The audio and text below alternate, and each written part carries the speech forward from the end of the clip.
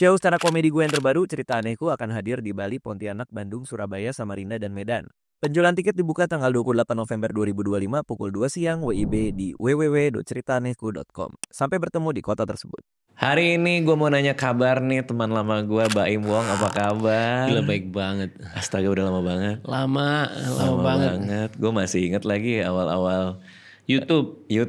lo nanya ke gue mau bikin YouTube gimana? Udah kita ngobrol aja terus kita kira main ke tempat lu. Itu lama banget bro. Itu Lo masakin gue steak. Iya. Lo masakin gue steak. Terus gue ngeliat taman lo yang di belakang. Iya. Anjir bro. Waktu itu masih rumah lama lu. Lo belum serius di YouTube itu? Belum, baru. Kalau gue tuh kalau misalkan mau coba sesuatu tuh pasti nanya ke orang yang ahli di bidangnya. Wih siap. Selalu tuh. TikTok ke Kocun. Siapa? Kocun ada TikTok tuh waktu itu mau shopping online. Oh dia jago di shopping? Jago. Oh. YouTube inget banget ke dia waktu itu. Iya terus lo masakin gue steak. Iya. Itu gue masih inget lagi rasanya enak banget itu. Steak Johnny Wong steak. Steak dikasih butter lo kan? Iya. Habis itu gue berapa bulan tuh nyimpen butter lo itu tuh gue beli ke lo kirim Pake lagi. Pakai dong. Oh, oke. Pakai itu kan kecap. Oke. Kayaknya kan? Iya. Butter pakai kecap kan? Masih inget gue bro. Iya benar. Terus abis itu Tio di sini nih. Dia editor gua. Oh dia gendut bro sekarang dia. Iya. Tiba-tiba dia pergi ke Baim Wong Production. Oh dia ini. Dia meninggalkan gua. Dia bilang di sini nggak enak bro. Hah? Nggak enak ada di sini.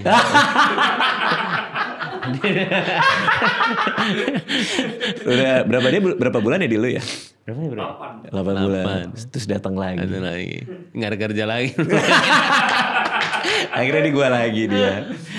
Oke, terus tapi abis itu YouTube lo rame bro. Abis itu. Alhamdulillah rame. Dan akhirnya lo seriusin kan? Seriusin banget. Di mana momen di mana lo tahu lo mau serius di situ? Di saat ya kita langsung bilang aja ya AdSense itu tinggi. Lo baru berasa tingginya tuh pas kapan tuh? Enggak, ketika semua orang FOMO. Kalau FOMO kan sesuatu hal yang perlu diamati ya, perlu dilihat. Oke. Ketika FOMO, tapi FOMO itu masih sedikit tuh untuk kalangan artis ke YouTube, masih dikit banget. Cuman sudah mulai santer lah, orang mau YouTube. Dan orang yang YouTube itu sungguh amat gampang terkenal. Kalau di YouTube? Karena dia sudah jadi public. Kayak YouTube waktu dulu tuh benar-benar orang ke YouTube terus. Jadi orang di YouTube tuh sering kayak Reza Arab. Dulu kan gue belum main itu. Dia masih main game tuh. Iya, masih main game. Gue demen tuh dia ngomong jorok-jorok tuh. Lo demen dia ngomong jorok-jorok, oke. Dia orang gila sih dia bilang. Tapi gue demen tuh, maksudnya pelajari lah. ada sesuatu hal dari aslinya orang itu yang bisa ngejual ya tanpa dia ngerubah lah. Oke. Itu menurut gue menarik. Nah habis itu udah, tapi pengen belajar ya makanya nanya dulu gimana ini. Tapi lo belum tahu soal AdSense tuh? Belum kebayang berapa angka belum lah ya. Belum. Okay. Nah, abis itu kan lo bikin video kan? Video. Terus lo ngerasain bahwa bisnis nih, itu tuh momennya apa? Ketika per bulannya jelas, per bulannya ada ya kita bilang ya ada pemasukan Kelihatan tuh. kelihatan. Lo ngelihatnya kayak kalau angkanya segini berarti kalau gue hire videographer gue masih punya margin gitu. Iya. Nah dulu tuh Raffi lagi banyak tuh. Dia malah nanya sama gue banyak karyawan maksudnya. Ini lu karyawan berapa? 4. Kan 4 editor doang ya. Nah dari situ baru mulai berkembang ke yang coba-coba yang lain. Malah ketika banyaknya karyawan itu lumayan agak kita berpikir lah. Dan YouTube waktu itu masih seksi banget sih. Nah tapi kan gue ngelihat lu bahkan vlog lo itu gue tonton yang di komplek mana gitu apa rumah lo apa gimana. Terus ada satu rumah nih itu isinya karyawan semua. Terus habis itu nyebrang lagi dikit karyawan semua lagi. Yang ada helmnya ditaruh depan segala macem tuh. Iya. Jadi karena lo bagi-bagi bonus tuh. Iya. Kayak gue lihat tuh. Maksud gue itu apakah usaha lo nge-scale bisnisnya makanya lo hiring karyawan segitu banyak. Atau lo berpikir kayak oke, gue margin gue cuma 10% nih. Maka gue nambah karyawan. Oh masih naik nih AdSense gue Margin gue jadi 20. Gue gak mau, margin gue harus 10. Makanya gue grow lagi. Apa gimana strateginya? Lebih ke scale-nya lebih gede. Tapi gedenya itu kita waktu itu kemana-mana ya. Ada acara TV juga kita. Karena kita acara TV jadi produser acara TV untuk, apa bilang kita itu ya, acara-acara kuis itu ya. Variety. Variety show. Banyak tuh bro gue, banyak banget. Sorry, itu berarti production lo yang handle? Production house sendiri. Anjir serius? Oh, banyak bro, banyak banget gue. Banyak banget. Tanya dari tahun berapa kita? 2020 bro. Gimana cara lo jualan ke TV-nya? Kan lo kan... Dia minta. Wow. Dia minta bro. Itu kita lama, orang gak tahu. Orang gak tahu tuh 2020 kita terus. Dan kita... Karena kan gini ya bro ya, lu juga udah di digital lama ya. Digital, TV, sekarang film, ada YouTube, ada TikTok. Itu dia punya audience tuh beda-beda. Bahkan cara kita deliver kata-katanya aja beda ya, kayak caption segala semua itu beda banget. Okay. Nah gue tuh seneng tuh pelajarin gitu, TV gue pelajarin. Dari tahun 2020 sampai baru nanti kita meeting lagi nih, diminta lagi sama dia, Im boleh nggak? Jadi diminta. Nah yang paling penasaran gue film sebenarnya. Setelah lu masuk film tuh, tapi gue gak berani. Kayak kata film tuh kayak judi lah bro. Oke. Ini menarik nih. Kita ngomongin film ya. Iya. Okay. Nah kalau gue sepanjang gue bikin film itu, gue nggak pernah jadi produser bro. Oh. Nggak pernah. Semua orang mikir gue produser. Iya. Semua orang mikir gue punya duit di situ, gue chipin di situ, enggak. Berarti bagian dari yang lo bikin sama berdua siapapun PH-nya ada bagian apa as director aja? Jadi dari awal karir gue kalau gue bikin film gue di commission sebagai sutradara, penulis atau pemain. Oke. Nah tapi gue ada komponen bonus di situ karena IP gue yang dia beli kan. Paham. Karena dia pakai IP gue, maka gue minta ada bonus sekian. Kalau gue ada hurdle rate-nya, jadi misalnya kalau penontonnya segini, di atas itu gue dapet sekian lah. Sekian per dari, tiket. ya, per tiket. Per tiket. Yang kalau kita hitung ya itu persenannya berapa lah gitu. Nah, gue nggak pernah naruh duit di film. Oh paham gue. Kenapa? Karena betul kata lu bahwa Judi. Itu lebih ke risky sih ya, bukan judi kali ya, tapi lebih ke resikonya tuh lumayan gede kan. Ada faktor lucknya banyak lah. Dan apalagi resiko tuh gede banget terkonsentrasi di satu tanggal bro. Iya. Satu tanggal tayang lo itu, lo nggak tahu H-7 ada apa, H+7 ada apa. Iya betul. Lo kerja 10 bulan buat bikin satu film untuk punya resiko di satu tanggal bro. Gue nggak bisa, gue sebagai orang yang sangat peduli resiko ya, nggak bisa. Nah, gue ketemu sama seorang pemilik film fund. Jadi dia kerjanya invest ke film-film. Terus dia bilang ke gue gini, apa? Lu gak bisa berpikir bahwa investasi di film itu satu film. Lo harus investasi di film itu minimal 8 atau 10. Ada yang hit. Ada yang hit nutupin kerugian yang lain. Itu bisa. Nah menurut lo gimana? Sebagai orang yang sekarang lagi masuk ke film nih. Itu kalau misalkan duit dia udah berputar di, dia kan sudah pernah hit pastinya bro. Orang yang bicara itu udah pernah hit. Kalau orang baru itu pasti harus berhasil. Karena dia tanemin banyak banget uang di satu produksi, benar kata lu. Makanya gue juga belum nanya sama lu tuh buat as a director dari A sampai Z atau cuman ngedirect aja abis itu kasih ke editor. Kalau gue A sampai Z bro, dari penulisan skenario. Lu kan produser kan? Iya. Iya bro, sampai lu kan produser. Oh benar juga. Iya kita sampai Z, benar-benar Z yang istilahnya, wih gila ya buat film show banget ini. Cuman karena seneng, karena hobi, akhirnya ya kita mau ketika enggak atau enggak ada yang suka lah. Salah ini cuma satu orang, gue doang. Berarti tunggu, ini kan lo udah sukses di YouTube ya kan, rame di YouTube nih. Brand pasti banyak, lo live di TikTok juga, punya jualan TikTok lah ya pasti ya kan, lo belajar sama orang itu kan. Nah, kenapa harus film gitu? Kenapa? Kan lo udah punya bisnis lo kan udah jalan nih. Beda bro. Apa yang kita mau itu terkadang susah nyari nih. Nggak tahu ya lu pernah rasain atau enggak. Ada satu momen kita kerja kayak main di playground. Gue pernah cuma 2 kali doang. Waktu gue nonton basket Lakers sana dari tahun Jordan Bird sama Magic itu dia main basket, gue udah nonton TV. Dan pas kemarin baru 3-4 tahun kemarin gue ke Lakers, nah itu gue ngelihat stadion tuh matanya berbinar-binar. Kayak lihat pemain yang gue sering nonton. Nah itu momen itu yang gue tuh anjir nih gue udah gak pernah kayak begini nih. Nah pas suatu Lembayung film, orang tuh nanya sama gue, Im lu nervous gak? Sama Sukma juga, ada Ibu Christine segala. Nah, enggak, karena ketika gue masuk set tuh kayak kita, makanya gue tuh gak pernah bisa planning shot. Yang orang minta tuh PDI abis ini, nggak tahu gue harus masuk setnya bro, itu bisa berubah semua. Nah itu mainannya tuh kayak, jadi gini loh bro, satu skenario begini tuh ketika dikasih kalau Lembayung gitu ya, kan gue disuruh main tuh jadi Arya Salokanya. Kita tuh udah ngebayangin jadinya si film itu di kepala udah kebayang. Iya, mau ini jelek atau enggak ya. Gue nggak usah main deh, gue bilang, gue ngedirect aja. Ini lo sebenarnya nggak bagus, tapi gue nggak pernah suka horor, karena gue nggak suka penampakan. Ini based on true story, gue aja deh. Lo pernah ngedirect nggak? Nggak, gue bilang. Terus akhirnya bilang ada sesuatu yang gue mau dalam hidup gue tuh belum ada kesempatan. Yang itu. Directing. Ngedirect. Jadi buat satu film yang gue tuh suka menebak, penonton tuh sukanya apa sih, kayak restoran, penonton suka makan apa sih, kalau ini tuh sama. Yang gue belum tebak cuman film doang, gue penasaran. Oke, berarti artinya itu rasa penasaran lo? Penasaran untuk bisa film tuh kayak gimana sih bisnisnya. Dan passion itu harus ada ketika gue dari awal nulis sampai akhir. Oke, nah film pertama Lembayung. Nah, produksi judulnya Tiger Wong. Dia itu berdua sama Prime Eagles. Prime Eagles itu sebenarnya MNC. Oke, jadi lu ada keinginan buat membuat sebuah film. Keinginannya itu tuh bisnis filmnya dulu atau directingnya dulu?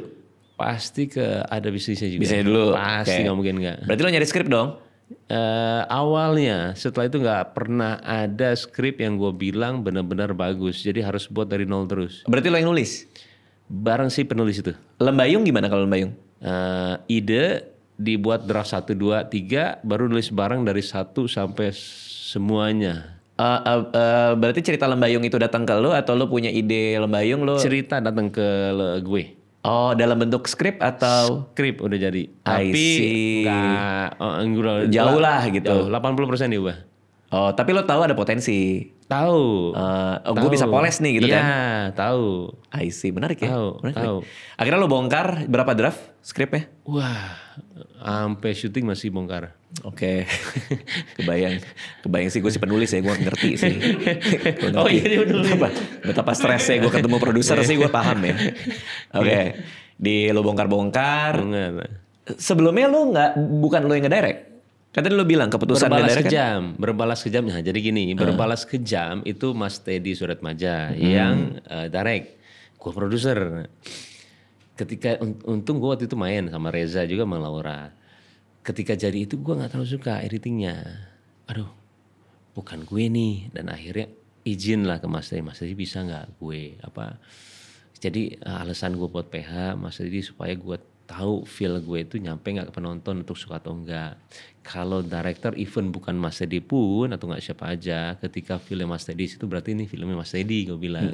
Boleh gak minta izin. Karena Mas Teddy kan udah lumayan ya. Iya, udah saudara keren tuh. Bener-bener izin banget. Bukan masalah bagus atau tidak, tapi lebih ke arah feel gue harus ada di situ. Lalu? Akhirnya udah, bayang gue perlu ngedampingin gak? Saya sendiri aja deh sama editor. Saya bilang waktu itu Yoga.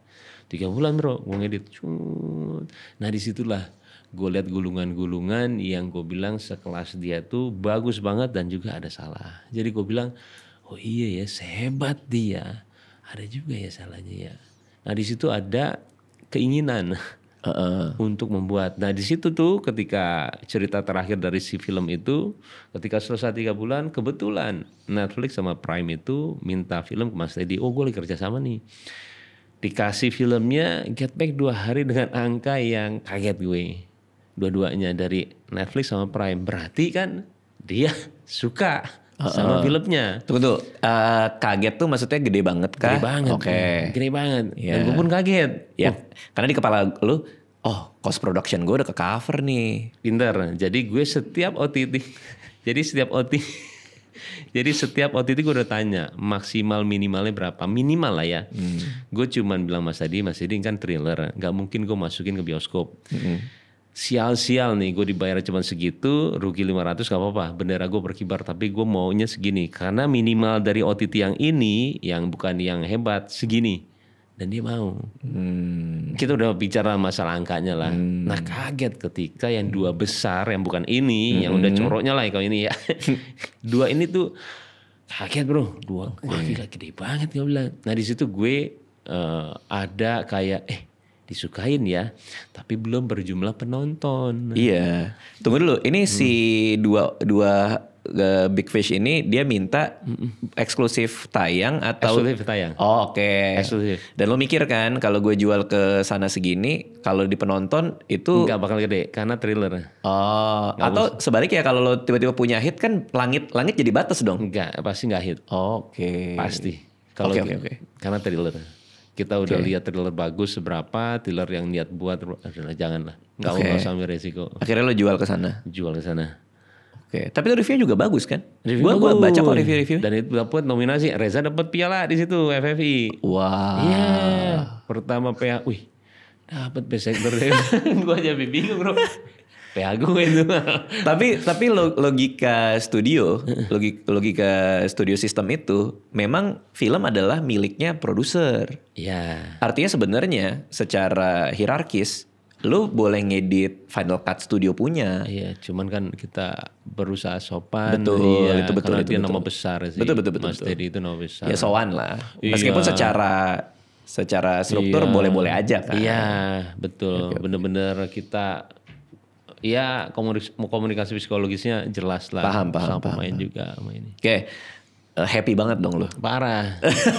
Tapi deg-degan lah bro, jangan lah. Jangan jadi produser lah. Tapi habis itu lo lanjut ke Lembayung. Jadi gini, kita cerita aja lah sini. Sukma itu sebenarnya gue tuh optimis banget lah, kita bahasnya optimis ya. Bener kata lo, satu hari itu di hari apa ya?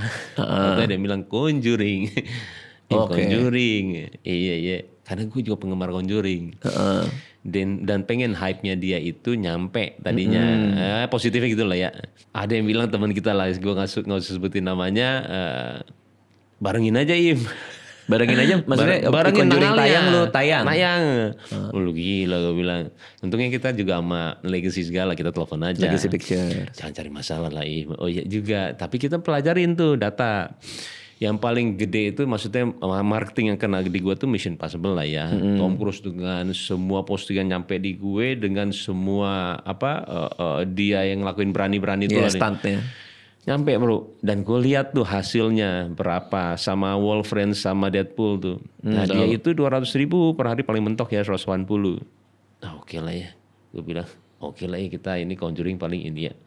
Akhirnya kita beranikan lah seminggu setelah Conjuring. Oke. Lalu apa yang terjadi? Ini Sukma ini kan yang Luna kan? Luna yang kaca, yang cermin. Iya. Oh iya, terus? Jualannya lumayan banyak lah bro. Jualannya lumayan, istilahnya tuh kayak Fedi Nuril pertama syuting horor. Iya. Nama Ibu Christine. Gue liat kok BTS-nya gue liat. Yang di YouTube kalau kan? Iya. Istilahnya marketing gampang kemana-mana lah. Dan ceritanya gue suka banget. Menurut gue ya. Udah kita lihat.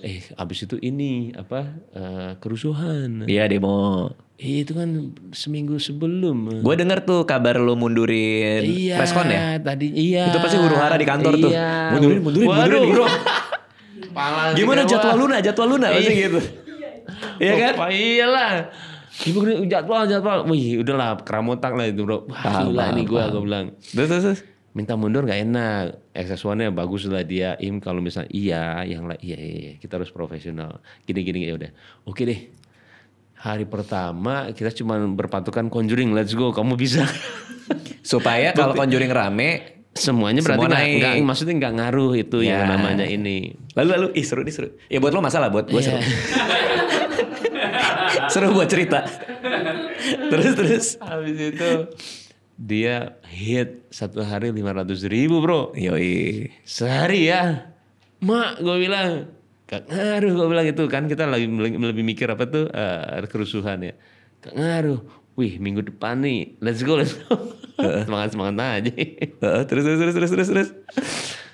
Minggu depan 50 berapa ribu ya, 50.000 berapa ribu hari pertama. Oh bagus sih lumayan. Hari kedua 80.000. Oke, naik. Eksekutivan bilang apa? Mas Baim oke nih, kalau hari Jumat naik biasanya turun. Oke, semuanya udah semangat. Hari ketiga weekend. 50 sekian. Turun. Habis itu hari keduanya 60 sekian. Senin ya bro, 30.000. Mimisan gue.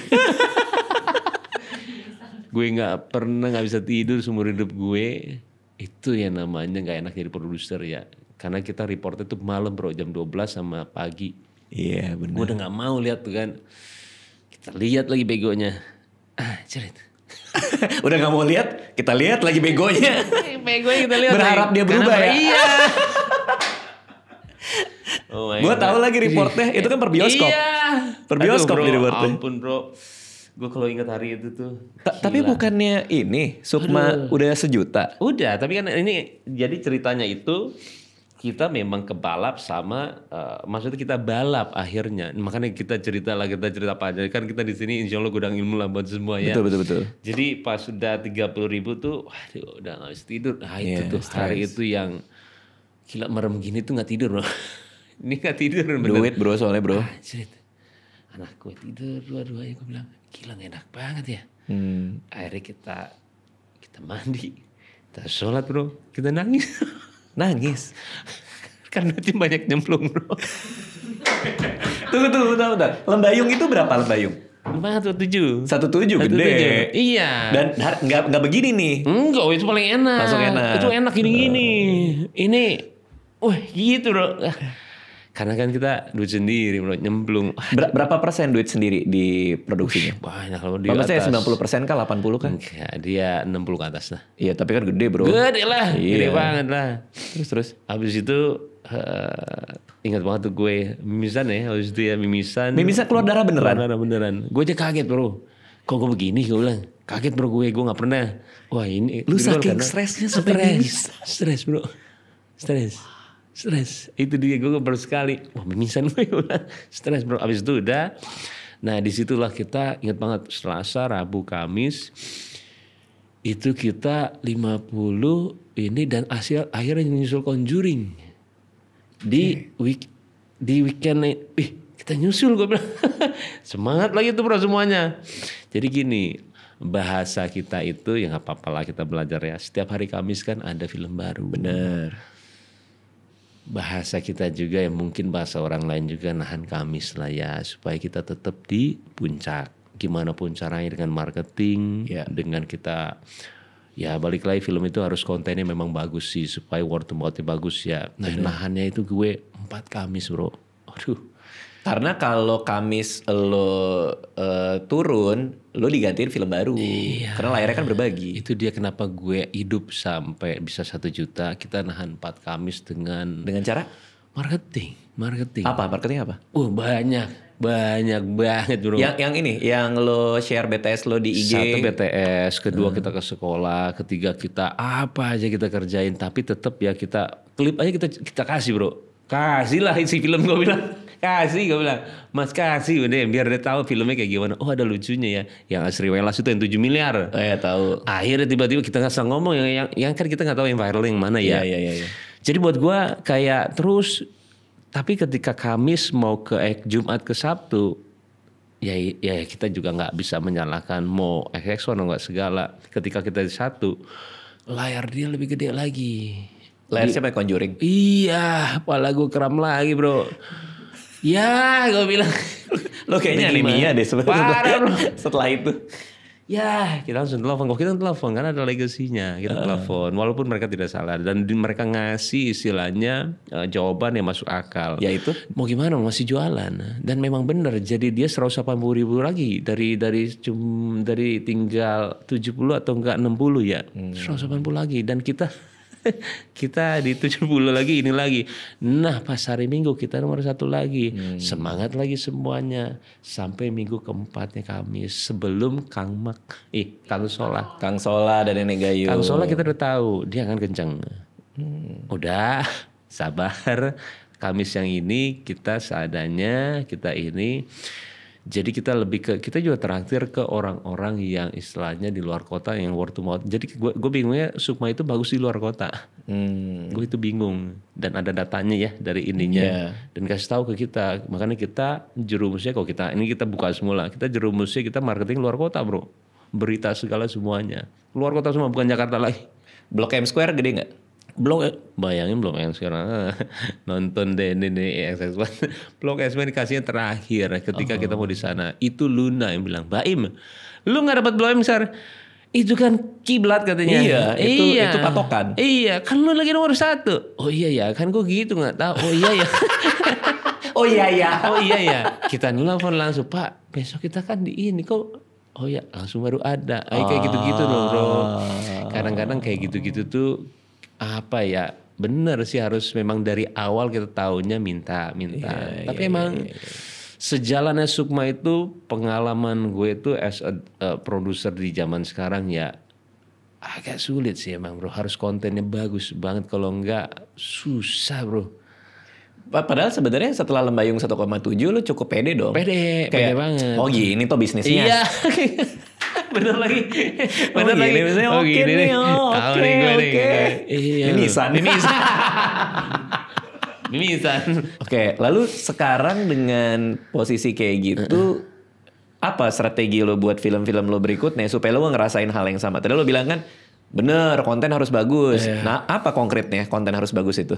Nah, kalau rumusan gue itu kita cuma memaksimalkan film bagus 65-75.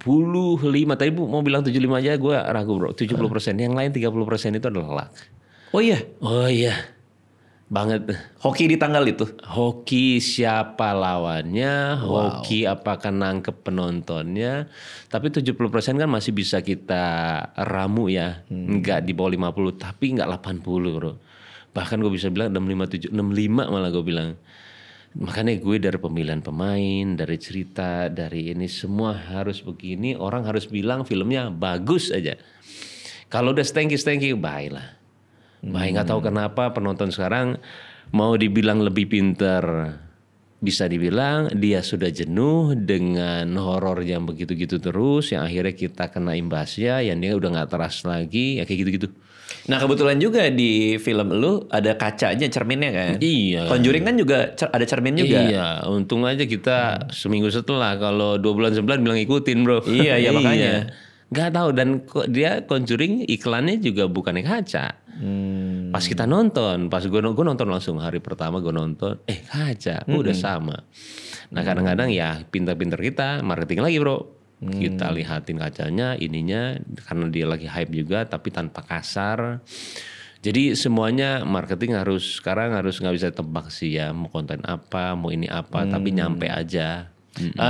Potret netizennya gimana menurut lo? Ketika film tayang, komen-komen netizen itu seperti apa yang menurut lo yang harus dijaga gitu? Sebenarnya kan gue berpatokan ini sama karena ini lumayan agak mikir, lumayan agak ke sore waktu itu sebelum kita tayang, sore itu udah mau tayang. Dan akhirnya gue ngomong sore laku, berarti diterima. Karena ini lumayan agak, tapi gue bikinnya mudah dimengerti di awal. Oh cermin nih, setannya cermin. Kayak gitu, padahal ngejelimet bro. Nah kalau misalkan golongan AB, dia pasti suka, guarantee. Semua temen gue yang udah nonton nih, ini film gue. Makanya gue harus ada Asri Welas untuk, ya gak ada di skenario tadinya untuk lucu komedi gara-gara buat CDE. Kita mikirin ramuannya, aduh gimana gak ada karakternya. Tapi akhirnya dapet di situ. Jadi gue per menit, jadi kalau gue tuh ya percaya atau enggak ya bro, gue merhatiin bro kalau misalkan sebelum bikin dulu tuh ya, lihat kanan kiri gue untuk dia lihat handphone tuh menit berapa. Kayak orang gila sih. Beneran. Lo baca nggak dia WA-nya apa? Jadi ketika gue mau jumpscare awal atau nggak trik pertama ngebaitnya, makanya gue ciri khas gue di scene 1, 2, 3, 4 tuh kadang-kadang sudah ada, iya. Tapi kan itu setelah filmnya tayang lo ngeliatin reaksi penonton. Apa justru editing?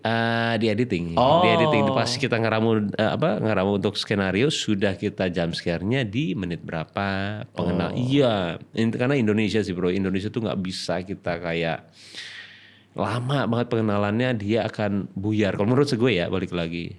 Iya, gue pelajarin terus sampai sekarang, pelajarin terus. Nah, sekarang apa nih?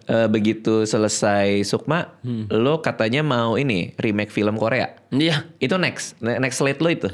Tapi itu di September Agustus. Oh, berarti depan. Apa? Nanti rangkaian film lo apa nih? Kan Sukma udah. Jadi udah. Kita nggak bikin horor lagi nanti. Nggak bikin? Nggak. Karena? Takut dicap. Ini director horor. Oh, karena lo mau ngedirect lagi. Direct nih. Jadi semua film di PH lo akan direkturnya Baim Wong. Iya, sebelum dapetin ke director yang sama. Yang punya ya.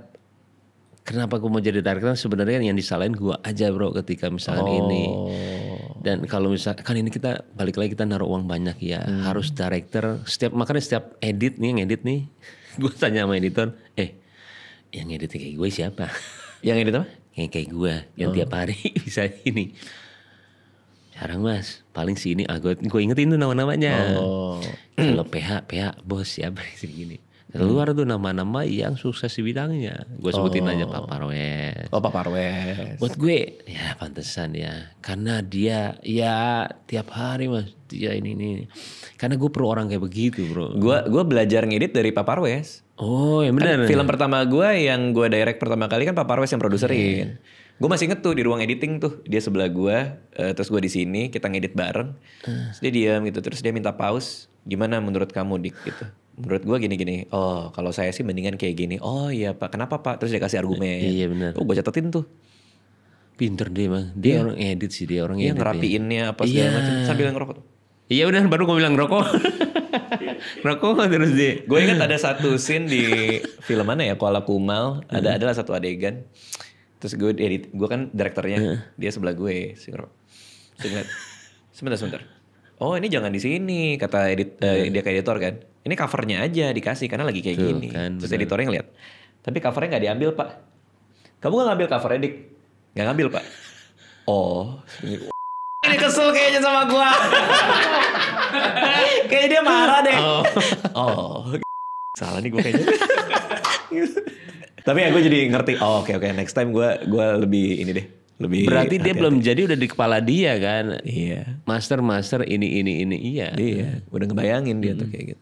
Oke, berarti wah lo emang learning by doing juga ya kalau learning by doing. Dan bayangin lo gue nggak tahu jarak kamera lo bro. Pertama kali gue lembayang tuh syuting 35, 50, 75. Gue kagak ngerti bro. Kenapa harus pakai 35? Kenapa harus pakai 70 gitu? Gue nggak ngerti itu apa 35, 75. Oh iya. Kagak ngerti bro. Oke. Kita cuma tahu pala film makanya adanya yang jago-jago semua. Ada Paipung, Alan supaya mengcover bukan gaya-gayaan. Iya. Lu cover gue ya. Itu bagus-bagus. Alan juga bagus banget lagi. Bagus banget semuanya bagus banget. Lo ngomong apa dia kayak ngasih, misal lo ngomong A, dia ngasih A+ gitu. Iya, betul, iya. Gue bilang lu mahal bro, gue bilang. Ya itulah kenapa mahal. Dia bilang, bukan mahal, pantes. Keren. Keren. Oke, jadi next bukan horor tapi? Bukan horor tapi drama. Apa judulnya? Wah di sini. Belum ya, belum. Belum boleh? Boleh gak apa-apa sih. Boleh gak apa-apa. Pertama di sini gak apa-apa. Cita-cita gue akan ngedirect dia dari dulu bro. Panjang juga judulnya. Cita-cita gue.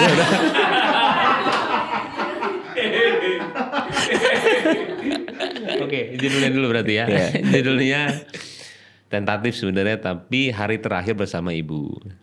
Hari terakhir bersama ibu. Wah itu nonjok tuh judul tuh. Itu judul nonjok tuh. Makanya udah ketahuan filmnya soal apa. Iya. Hari terakhir bersama ibu anjir. Hari terakhir bersama ibu. Terus habis itu pemainnya ini ya salah satu yang gue pengen banget dari dulu. Yaitu Reza Rahadian sama Ibu Christine. Dan banyak gue ada Rahyanun, ada... Wah lo ngumpulin mereka tuh ya. Avengers tuh. Iya Avengers. Dan baik banget. Adera yang gak pernah main film kita ini. Bisa jadi ibu ya? Bukan. Ya. Christine Hakim lah jadi ibu lah. Iya. Gini. Kan lo kalau gue ngeliat lo kan orangnya ini banget ya. Ada perspektif market lah. Kadang orang bikin film tuh seni gitu kan. Dan kadang-kadang ini ada yang cerita ke gue lah. Bilang kayak yang bikin film bagus banyak. Tapi bikin film bagus sama laku itu jarang. Iya betul. Nah sudut pandang lakunya itu kalau gue ngobrol sama lo sekarang, lo punya konteks itu menurut gue, konteks market. Karena gini, bintang sama aktor itu beda. Bintang itu bisa dijual, aktor itu bermain bagus. Yang punya dua-duanya juga berbeda. Biarkanlah produser lah yang tahu, yang ngeramu. Terkadang juga director nggak tahu. Nah ngeramunya kanan kiri itu yang kadang-kadang gue ya mungkin yang bilang kata lo tadi ya, gue mau film gue itu bagus banget. Tapi bisa dijual. Iya itu dia. Harus ada bintang yang bisa dijual. Harus ada, kalau aktor semuanya agak sulit. Kecuali memang dia trust sama direkturnya. Seperti Yanni Lawrence. Dia sudah nonton gara-gara film arahan Yanni Lawrence. Film arahan Joko Anwar. Film arahan Timo. 3 itu sih yang gue bilang dia bukan lumayan ya. Dia adalah panutan gue, dan gue sudah bilang sama satu-satu orang walaupun gak kenal. Kita WhatsApp dia, Shadow Stray kita WhatsApp Timo walaupun gak kenal, dan dia sangat appreciate. Jadi kalau gue tuh orangnya gitu bro, bener-bener ngomong habis itu minta diajarin. Iya bener-bener selalu bilangnya gitu, ngomong minta diajarin. Dan 3 itu yang gue bilang, tanpa bintang dia bisa bikin penonton. Karena ada rasa percaya sama cerita yang sudah dibikin. Trust orang apa yang dia bikin, film bagus. Oke. Nah berarti untuk penentuan drama ini dari konteks komersialnya apa yang jadi pemikiran lo? Kayak misalnya contoh, lo ngeliat data selain horor, drama laku, makanya lo bikin drama atau gimana tuh? Jadi gini, di sini combine, jadi serunya di sini kompleks banget, semua karakter banyak banget. Ada kehidupan di rusun, ada kehidupan keluarga, ada kehidupan anak. Waduh bro. Kalau 1 kakak 7 ponakan adalah anak. Kalau kita bilang keluarga, yang kemarin itu yang andai ibu tidak menikah dengan ayah, dia keluarga rusun Korea. Aku suka banget kalau rusun tuh kayak Vincenzo ya. Rusunnya itu kuat banget. Rusun untuk dia ada persahabatan, dan dibawa keluarnya itu ketika nyerang segala ini. Nah di sini kompleks 3-3-nya gue, karena gue pengen dia orang ketawa bukan sedih-sedih doang ketika dengar judul Hari Terakhir Bersama Ibu. Nah bagaimana cara formulanya? Pemain. Siapa yang bisa jualan ya? Yang nggak pernah ada. Yang tadi gue bilang ada Aderai, ada semua orang-orang yang harus gue bisa jual, tapi di situ tidak menjatuhkan dia. I see. Harus bagus banget. Karena kita sangat tahu Adera itu, kita kasihin aja ya. Adera itu kan orangnya, dia tutur bahasanya lembut. Iya benar. Dia benar-benar sopan. Namaste lah ya, namaste benar-benar orang, wah ini orang baik banget lah. Baik banget. Ya. Tapi di situ nggak boleh. Gimana caranya untuk ininya? Nah disitulah gue nggak bisa sebut ini. Tapi ketika Mas Ade di gua tapi saya tahu kok. Nah itu tugasnya director sama produser ya. Director sih lebih ke arah bentuknya itu mau digimanain ya. Nanti gue kasih lihat di sini nanti. Gue kasih lihat sekarang aja. Boleh. Jadi nanti, intinya orang punya nilai plus lah ngeliat Aderai di bioskop, bukan cuma Andre lo pindahin. Either Mas Ade nanti saya bikin mungkin dialognya akan sangat sedikit, tapi akan sangat ini karena Aderai adalah ini. Saya akan ubah Aderai kayak begini ya. Coba lihat. Pasti lihat, wih, ini pasti sesuatu yang ini banget nih. Coba. Seru banget nih. Maaf. Yang bener loh. Bro, ketahuan dulu ya. Gue habis nonton ini soalnya. Iya, itu persis. Mas Ade nanti begini ya. Yang bener loh. Bener nanti gitu. Jadi kita pas dia muncul tuh jualan bro, ngerti nggak? Tapi orang tahu itu Aderai. Jadi nggak boleh Aderai gitu ya. Jadi kita itu malah kayak, lu mau ngapain ada dia sih? Maksudnya, sudah lah. Maksudnya ketika lu tidak ada sesuatu yang absurd di kepala lo, ketika cuman ada orang yang bisa lo jadi pemain tanpa mikir dia harus bagus di situ. Karena gue pemain sih bro ya. Iya paham. Gue nerima ini tuh harus, skenario itu harus bisa trigger gue gue di situ harus bagus. Iya. Makanya bayangin aja tuh ada rusun, ada keluarga, anak-anak, ada keluarga, gue harus mikirin semuanya untuk dia ada menonjol di situ. Itu susah. Paham.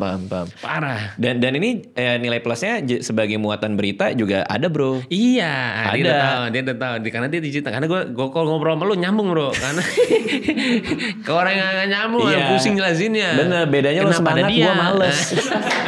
Bedanya lo bikin, gue gak bikin. Gue emang males. Oke, terus. Nah, iya nyambung kalau sama orang itu langsung hep aja. Tapi kalau sama orang tuh aduh, jelasinnya lama, bro. Kayak aduh. Karena ini eranya 360, lo harus berpikir konten itu, ya kita kalau mau ngomong film itu konten lah ya. Lo harus pikir tuh lo dikelilingin gitu loh. Lo bisa pakai ini, lo bisa pakai di sini, lo bisa pakai di sini. Tapi source-nya satu. Marketing kita banyak banget yang bisa dimain. Bener. Menarik. Tapi susah lo terjemahin itu. Susah banget. Terutama ke tim lo. Susah karena banget. tim kadang nggak ngerti. Bro, kita kasih tahu. Lo tahu nggak sih gue pernah di hire untuk jadi director iklan. Semua tim gue nggak tahu apa yang gue kerjain, bro. Nggak ada yang tahu. Dan itu salah gue. Itu pertama kali, bro. Ini pas waktu gue belum jadi director film sama segala ya. Saya kamu aja deh. Dia semua kagak ada yang tahu, bro, semuanya. Nah itu jelek ya, nggak boleh itu ya. Tapi benar, bayangan itu terkadang cuma ada director doang. Yang terkadang kita mikirnya, lu nggak penting deh tahu. Nah kalau film nggak boleh ternyata. Kiblat gue sini. Lu jangan kayak main dulu deh, katakan waktu dulu juga Ipung sama Alan. Ya. Semua orang baca sini, yang kayak nanti gelas dipecahkan kita siapinnya gelas. Betul. Jangan lu tiba-tiba mikirin nanti jadi piring. Bener. Berantakan semuanya. Oh ya udah, sekarang sudah mulai kayak begitu. Tapi bener kata lo, bener kata lo, bro.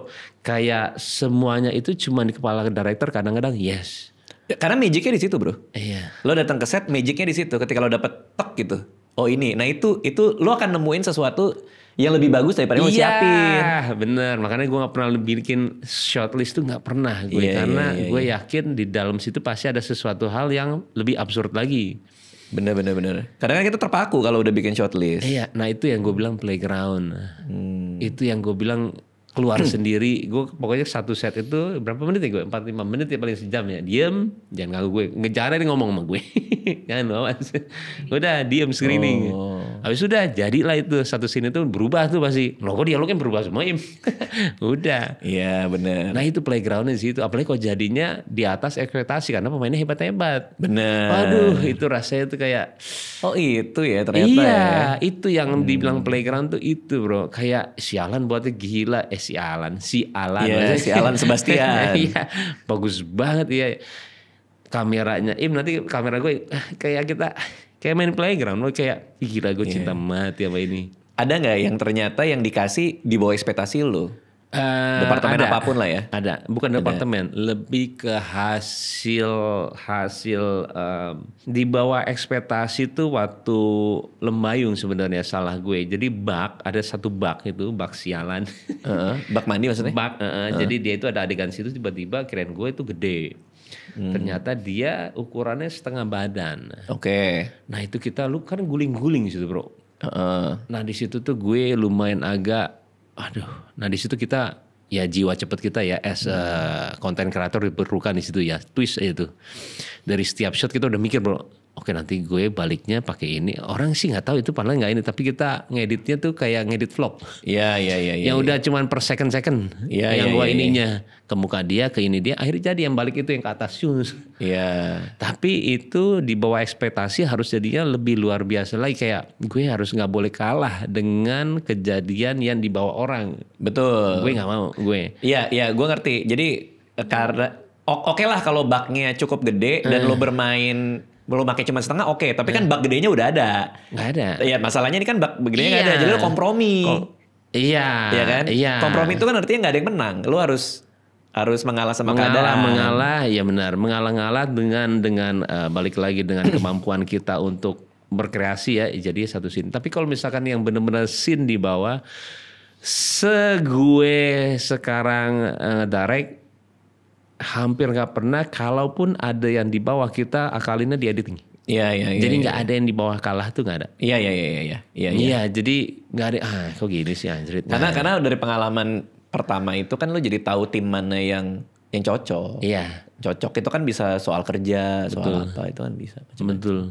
Gimana kalau tim lo lagi syuting? Lo kan mau syuting ini nih, si hari terakhir bersama ibu. Terus si Alan lagi ngerjain yang lain, Mas Ipung lagi yang lain, gimana? Gak apa-apa, lo malah justru seneng. Bukan, gue tipikal yang sebenarnya gue tuh mau coba ya prepare lama. Cuman gue karena kita mungkin vlog juga kali ya bro ya. Kita dengan tidak prepare apa-apa di lapangan doang ini. Yang akhirnya gue ditegur kadang-kadang sama pemain. Readingnya lebih lama dong. Karena dua ini readingnya emang sebentar. Kita di lock bener-bener on lock tapi reading ya. Cuman gak seluruhnya, gak seluruh satu skenario. Nah kalau gue tipikal seperti itu ketika dia kerja sana gak apa-apa. Tapi yang sekarang nih gue sudah 1,5 bulan mulai November nanti sudah reading. Gue biasain. Dan gue selalu ada one on one. Nah itu yang gak dilakuin mungkin ya sama director lain. Karena selama gue main film gak pernah, karena itu capek banget sih. Gue harus ada one on one sama semua pemain. Dia mau rubah di mana? Itu capek memang. Capek, tapi gue seneng karena gue mau ini tuh jadi dia. Nah itu kan karena gue pemain sih bro. Paham gue. Iya, gue tuh. Lo bisa pakai itu karena lo juga PH-nya bro. Oh iya. Karena kalau PH lain, misalnya kita minta reading 4 bulan, dia harus mikir, anjir gue bayar pemain-pemain gue.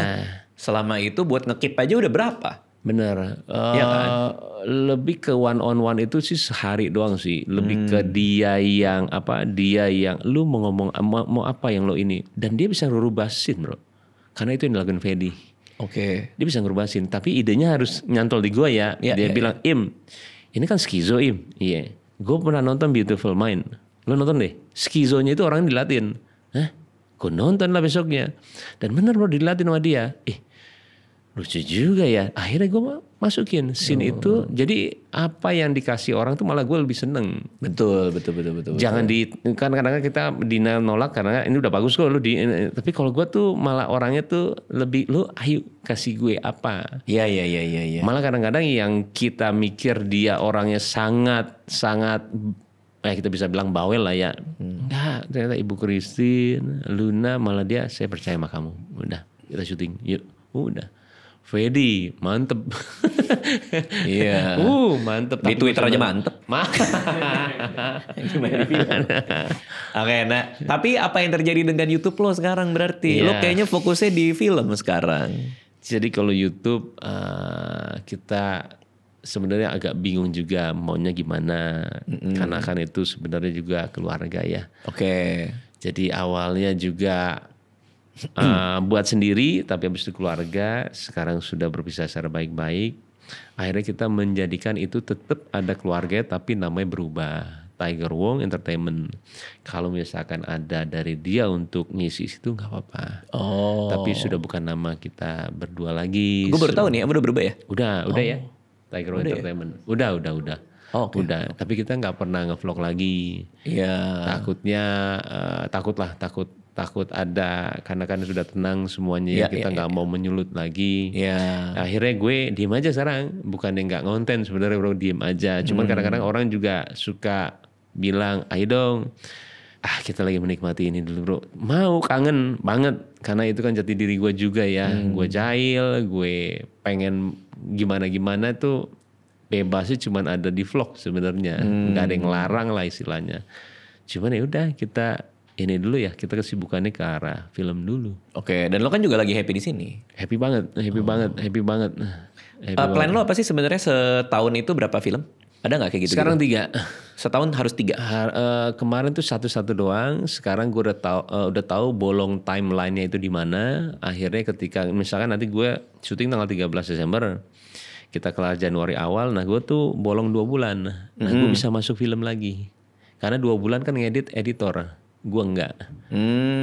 Artinya post pro jalan lo udah syuting? Iya, gue sudah persiapan. Sekarang udah buat skenario terus nih. Sekarang udah ngumpulin skenario. Nah ketika selesai gue prep lagi. Wow. Iya, karena gue mau maksimalin gue bisa kok setahun 3. Karena gue gak mau 2 bulan tuh gue diem gak ngapa-ngapain bro. Dia nungguin sana, berarti timeline dia 2 bulan, 1,5 2 bulan gue ngerjain ini. Setelah itu kelar baru dia ada musik segala 1 bulan 2 bulan juga. Jadi gue di situ tuh bolong-bolong itu gue pakai buat ini. Tapi yang paling penting skenario. Wow. Wah gila Im, lo bener-bener jauh banget dari terakhir kali lo masakin gua steak anjir. Iya jauh.